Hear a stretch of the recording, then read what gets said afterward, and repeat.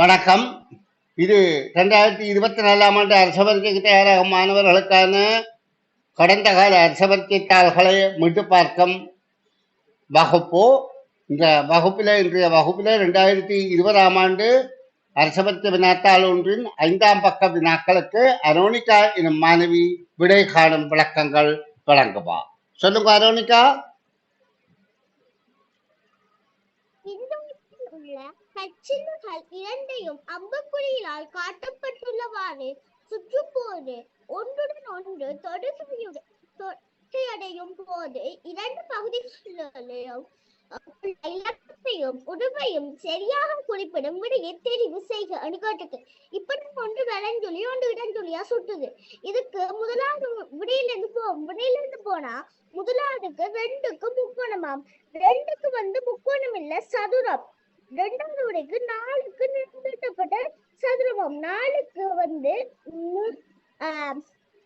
Diamond ஷேப்ல தான் நிர்ணயிக்கப்பட்டிருக்குது. 3வது விட 6ம் நிர்ணயிக்கப்பட்ட சதுரமாம். அது சரி, ஏனென்றா சுற்றி பார்க்கலாம் 6க்கு தான் நிர்ணயிக்கப்பட்ட சதுரம் வருது. இதுக்கான விட 3வது. Very good. அதாவது இந்த பச்சக்கரங்கள் ஒன்று வலஞ்சொலியாக மற்றது இடஞ்சொலியாக சுற்றுகின்றது. இது வலஞ்சொலியாக சுற்றுகின்றது, இது இடஞ்சொலியாக சுற்றுகின்றது. அப்ப இதோட இது பொருந்துகின்றது, இதோட இது பொருந்துகின்றது, இதோட இது பொருந்துகின்றது, 4ஓட இந்த சாய்கோடு பொருந்துகின்றது. இப்ப மற்ற 5ஓட அவ்வாறு பொருந்தி கொண்டு போகின்றது. இப்ப விடையில தரப்பட்ட இது பொருத்தமில்லாம இருக்கின்றது. காரணம் என்றால் இந்த முக்கோணம் அல்ல பொருந்துறது, 2ஓட பொருந்துறது ஒரு சதுரம். அப்ப அந்த விடை தவறு. அடுத்த இந்த 4ஓட நிறுத்தப்பட்ட சதுரம் அல்ல, 4ஓட பொருந்துவது இங்கே நாங்கள் பார்க்க தெரியுது சாய் சதுரம், டைமண்ட் ஷேப், நிலத்தப்பட்டது. அப்ப அதுக்கும் விடை பிழை. அப்ப 3வது விடை எங்களுக்கு பொருந்துகின்றது, இதோட இதுதான் பொருந்தும் ஒன்றோடு ஒன்று. அப்ப 3வது விடை பொருத்தமாக இருக்கின்றது. அடுத்த வினாவிடை விளக்கம். பொதி ஒன்று இறுக்கமாக இருக்குமாறு அதனை சுற்றி ரப்பர் நாடா ஒன்று இடப்பட்டுள்ள விதம் உருவில் காட்டப்பட்டுள்ளது. இப்போது ரப்பர் நாடா அதன் ஆரம்ப நீளத்திலும் 2 மடங்கு நீளமுடையதாக இழுபட்டு காணப்பட்டுகின்றது. பொதுவில் அளவீடுகள் உருவில் தரப்பட்டுள்ளன. ரப்பர் நாடாவின் ஆரம்ப நீளம் எவ்வளவு என்று கேட்டிருக்கு. இப்ப நாங்க இதுல 20ம் 5ம் 20 5 20 5 அவ்வளத்தையும் கூட்டணும். கூட்டினா 50. இந்த ரப்பர் நாடான 10 சென்டிமீட்டர் 50. அது 2 மடங்கா இழுபட்டுக்குது. அப்ப அது நாங்க 2ஆல பிரிக்கணும். 50 2ஆல பிரிச்சா 25 சென்டிமீட்டர் என்ற 2வது விட. Very good.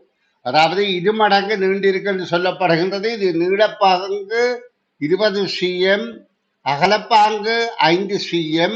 அப்ப 25 cm ஒரு நீளமும் ஒரு அகலம், அடுத்த நீள அகலம் சேர்த்தால் 25. அப்ப 50 cm இந்த சுற்றளவாக இருக்கும். ஆனா இருமடங்கு அதாவது விரியக்கூடியது என்றதால 50 2ஆல வகுத்தால் 25 cm தான் பொருத்தமான விடை. இந்த வினாவில இந்த முதல் தாயக்கட்டை ஆக்கிய அட்டக்கீழத்தில் இருக்கின்ற கருப்பு இவ்வாறு அமைதல் வேண்டும். இங்க அதாவது இதை விட்டுட்டு இவ்வாறு அமைதல் வேண்டும். காரணம் என்னென்றால் இது டைப் செட்டிங் செய்யும் நேரம் தவறு விட்டுள்ளார்கள். சரி, இப்ப இதுக்கு முன்னாடி சொல்லுங்கம்மா.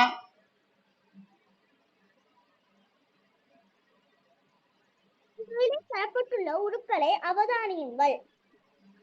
மேலும் 3 குத்து, கீழே 1, அதுக்கு பக்கத்துல 2 குத்து ஒரு தாயக்கட்டையா அமைஞ்சிருக்குது. ஆகுமேனின் அதே உருவ பலமிடப்பாடி தந்திருக்கணும். அப்ப அதுக்கு என்ன விட வருமானு கேட்டிருக்கு. இப்ப எங்களுக்கு முதலாவது மேலே இருக்குது, அதன் எதிர்பக்கமா வந்திருக்குது. அதே எதிர்பக்கமா வந்திருக்கு. அப்ப நான் மேலே 3 அதன் எதிர்பக்கம் அதே பக்கமா வரும். 2 அதே பக்கமா வரும். முதலாவதுல அது 2மே முதலாவது வேறு திசை, 2வது வேறு திசை, ஒரே திசையை நோக்கித்தான் இருக்கணும். 2வதுலயும் அதேதான், 2மே வேறு திசைகளை நோக்கி இருக்கு. ஆனா 3வதுல எல்லாமே ஒரே திசையை நோக்கி இருக்கு. அப்ப இதுக்கான விட 3வது. Very good. அதாவது இந்த கோடுகளின் அமைப்பை பொறுத்து நாங்கள் கேள்விக்கு விடை அணுகுதல் வேண்டும். இப்ப இந்த சதுரமுகியில ஒரு நேரத்துல எங்களுக்கு 3 முகங்கள் தான், 6 முகங்கள் இருந்தாலும் 3 முகம்தான் கண்ணுக்கு தெரியும்.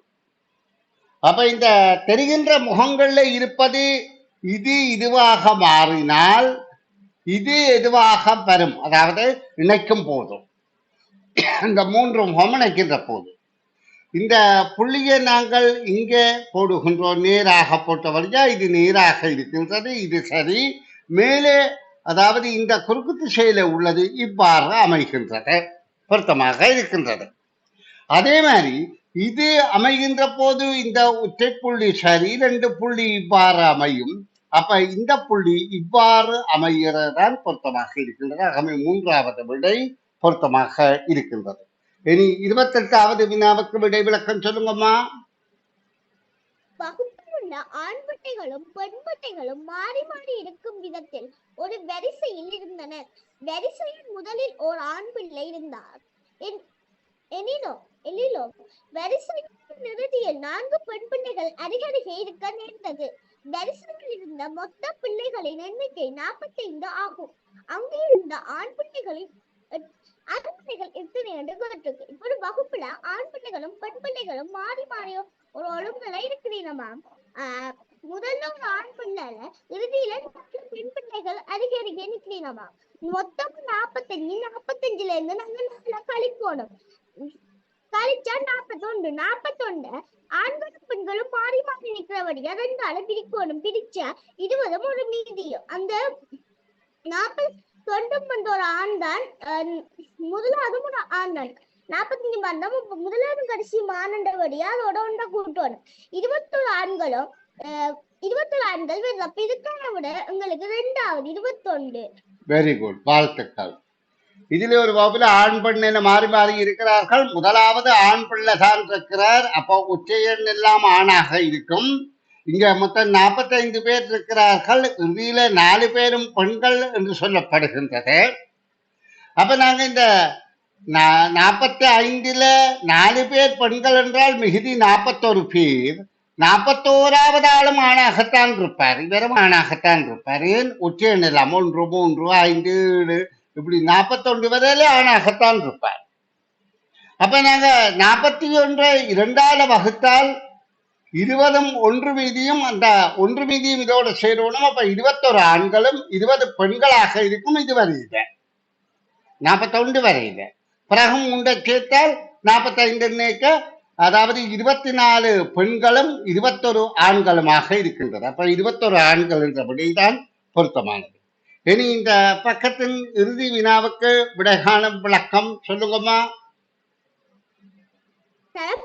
இல்ல இறுதி அல்ல, இன்னும் ஒரு வினா இருக்கு, சொல்லுங்கம்மா. சரி, ஓகே, சொல்லுங்க. தரப்பட்ட சதுரக்கட்ட வேலையில் ஆரம்ப கட்டத்திலிருந்து இறுதி கட்டம் வரை செல்லும் போது நிலற்றியுள்ள கட்டங்களை தவிர்த்து செல்ல வேண்டும். குறுகிய பாதையில் அவ்வாறு செல்லும் போது இடைவெளியில் எத்தனை கட்டங்களை கடந்து செல்ல நேரிடும் என்று கேட்டிருக்கு. இப்ப நாங்க 2 வழியிலையும் போடலாம். அதுல முதலாவது நேர் வழியில போனோம்னா அது மிகவும் நீளமான பாதை. எங்களுக்கு இதெல்லாம் குறுகிய பாதை. அப்ப நாங்க 2வது பாதைக்கும் தெரிவு செய்யணும். அதுல இருந்து போனோம்னா உங்களுக்கு 11 கட்டங்களை தாண்டி வேண்டி இருக்கணும். அப்ப இதுக்கான விட முதலாவது 11. வெரி குட், கட்டிக்காரி, வாழ்த்துக்கள். இப்ப இது ஆரம்ப கட்டம், இது என்ன தேவையில்லை. இது இறுதி கட்டம், என்ன தேவையில்லை. இப்ப இங்க சொல்லப்படுது ஆரம்ப கட்டத்துல இந்த இறுதி கட்டம் வரை நிலத்தியதை தவிர்த்து செல்லணும் என்றால் ஒன்றில் இப்படி போகலாம், அல்லது இந்த மாதிரி போகலாம். இப்படி போய் இப்படி போய் இப்படி போகலாம். அப்ப இதுல ஆரம்பத்துல இருந்து வலிக்கிட்டு, அப்ப நாங்க இதுல எது குறுகின பாதை என்று பார்த்தால், அதாவது வலது பக்கமாக இருப்பதுதான் குறுகின பாதையாக இருக்கின்றது. அப்ப அந்த பாதையில கட்டங்களை எண்ணுபவமாக இருந்தால் 1 2 3 4 5 6 7 8 9 10 11 கட்டங்கள் என்பது கேள்விக்கான விடையாகும். இனி இந்த பக்கத்தின் இறுதி கேள்வி 30வது கேள்விக்கு விடை காணும் விளக்கம் சொல்லுங்கம்மா. ஒரு ஏ காட்டப்பட்டுள்ள வடிவத்தை கொண்ட ஒரு தாள் முடிந்த கோடு வழியே மடிக்கப்பட்டு ஒரு பி காட்டப்பட்டுள்ள வடிவத்தை பெற்று அதில் காட்டப்பட்டுள்ள முடிந்த கோடு வழியே வெட்டி துண்டுகளாக ஆக்கப்பட்டது. கிடைத்த முக்கோண துண்டுகளின் எண்ணிக்கை யாது? இப்ப உங்களுக்கு ரெண்டு கரைகளும் சேர்ந்து ஒரு முக்கோணி ரெண்டு கரைகள்லையும் ரெண்டு முக்கோணி வரும்.